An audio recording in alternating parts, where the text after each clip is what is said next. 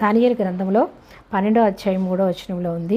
నీతి మార్గమును అనుసరించి నడుచుకున్నట్లు ఎవరు అనేకులను త్రిప్పుదురు, అనేకులను దేవుని మార్గంలోనికి నడిపిస్తారో వారు నక్షత్రముల వలె నిరంతరము ప్రకాశించెదరు అని దానియేలు ప్రవచిస్తున్నాడు.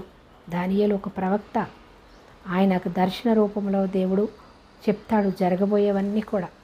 అవన్నీ దానియేలు గ్రంథంలో రాయబడి ఉన్నాయి. అయితే దేవుని సువార్త ఎందుకు ప్రకటిస్తారు?